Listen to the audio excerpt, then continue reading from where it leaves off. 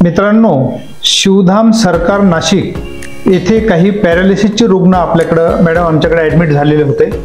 तर ह्या ज्यावेळेस आल्या होत्या आमच्या इथं त्यावेळेस त्यांची अवस्था काय होती आणि आता काय आहे. आयुर्वेदिक औषधाने सर्वच रोगांवर उपचार होतो, परंतु थोडासा वेळ द्यावा लागतो, त्याला एक आठवडा तरी कमीत कमी द्यावा लागतो मॅडम. तर त्यांचे जे हे नातेवाईक आहेत ते आपल्याला आणि हे मॅडम त्यांना काही प्रश्न विचारते. नमस्ते नमस्कार. काय त्रास झाला होता यांना? एक 20 दिवस झाले. त्यांना ना 20 वर्षापासून 22 वर्ष शुगर आहे आणि त्यांचं वय आता 77 आहे आणि 75 आहे आणि आयुष्यामध्ये त्यांनी फार कष्ट केले आणि कष्ट केल्यामुळे ते 65 वर्षापर्यंत कष्ट करतात, अजूनही कष्ट करतात. त्यांना डायबिटीस आहे, घरी थोडंफार काम वगैरे करतात. पण अचानक त्यांना चक्कर आलं. घरी मी नव्हतो त्या वेळेला, घरी माझी मुलं वगैरे होते आणि मग आम्ही हॉस्पिटलमध्ये नेलं त्यांना. तर मग तिकडं आम्हाला लगेच त्यांनी सांगितलं की इमर्जन्सी वॉर्डमध्ये ॲडमिट करा, बरेच सारे हे डिपॉझिट 1 लाख रुपये भरा, असं सगळं सांगितलं. आम्ही तिची अवस्था म्हणजे काहीच नव्हतं, जाम घाबरलेलो आम्ही. एवढं घाबरलेलं की तिने मान टाकलेला, पूर्ण मान सुजलेला आणि याबद्दल आम्हाला काहीच काही माहिती नव्हतं.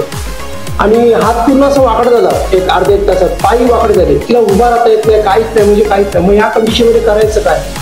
मग इकडे कर तिकडे कर असं सगळे धावपळ होते. आणि मी ठाण्यात असल्यामुळे आणि मी एक फोटोग्राफर असल्यामुळे सोशल मीडियामध्ये माझी ओळख आहे आणि त्यामुळे मी ठाण्यात असल्यामुळे राजकीय क्षेत्रात मी काम करतो फोटोग्राफीचं. त्यामुळे राजकीय क्षेत्रामध्ये मला बरेच सारे लोकांचं मार्गदर्शन असतं. मग आमच्या ठाण्यात आम्ही शिवसेना मदत कक्ष म्हणून आहे.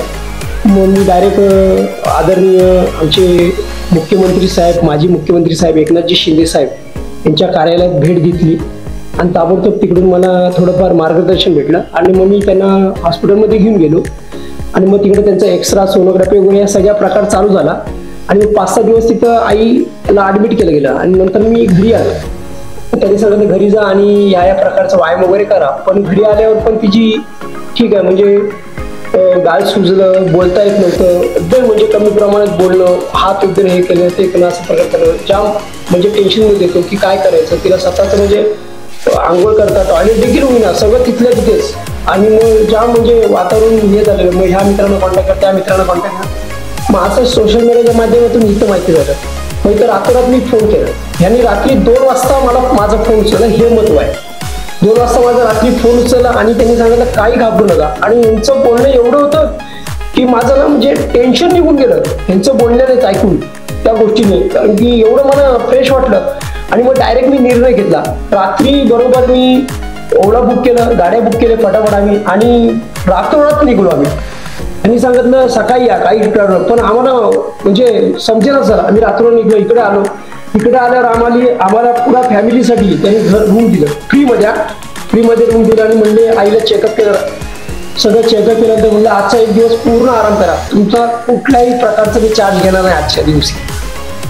आणि त्यानंतर दुसऱ्या दिवशी सकाळी डॉक्टर साहेब आले, आम्हाला सगळं मार्गदर्शन केलं आणि 9 दिवसात म्हणजे 7 दिवसात आई चालायला लागली, सगळ्या गोष्टी करायला लागली. त्यानंतर 7 दिवसांनी डॉक्टरने सांगितलं तुम्ही घरी घेऊन जा, तर घेऊन जा.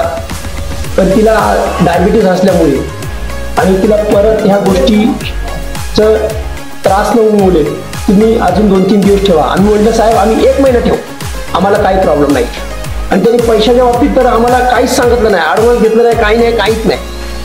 आणि मग आम्ही परत 7 दिवस वाढवले आणि आजला 12 दिवस पूर्ण झाले. आई स्वतःहून उभी राहते, स्वतःहून आई उभी राहते, आई बोलते, चालते, सर्व करते.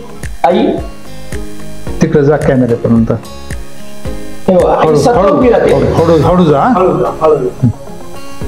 म्हणजे हा दैवी चमत्कार पण आहे आणि डॉक्टरांचा म्हणजे चमत्कार कुठल्याही प्रकारचा सपोर्ट नाही आणि काय नाही. आणि बोलण्यापेक्षा मी एक कॅमेरामॅन आहे, बोलण्यापेक्षा मी दाखवतो.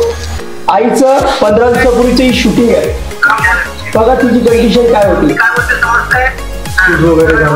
म्हणजे डॉक्टरांनीच मला सांगितलं की तुमच्या आईला काय होतं, पहिलं मला तुम्ही घरी शूटिंग करून पाठवा. म्हणजे मला ह्याच्यात हे लक्षात आलं की त्यांनी मला डॉक्टरांना डॉक्टरांनी मला सांगितलं आई आताच्या ज्या कंडिशनमध्ये तेव्हा मला इडो पाठवा 2 मिनिटं. त्याच्याने मला हे लक्षात आलं, मी एक कॅबिनेट असं बोलले की माणूस कोणत्या वयाचा आहे, किती फिट आहे, किती बारीक आहे हे त्यांच्या लक्षात येतं. त्यांनी फटकन डिसिजन घेतलं, आईला काही झालं नाही म्हणे. मी म्हणलं डॉक्टर साहेब हे काय इडो तुम्हाला पाठवतो मी समोर सगळ्या गोष्टी, काही नाही झालं. त्यांना पॅरेसचा अटॅक आला. तेव्हा आम्हाला माहिती झालं की पॅरेस काय असतं. सगळं काय नाही मी या इथे बरोबर. आणि खरंच दैवशक्ती चमत्कार झाला. म्हणतात की देव हा असतो पण देव माणसांमध्येच असतं आणि देव इथेच आहे.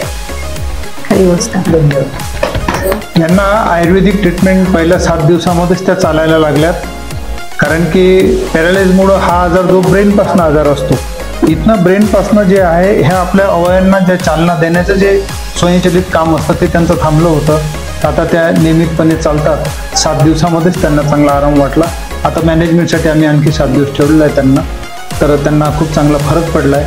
आनंद आहे. ओम नमो नारायण. नमो नारायण.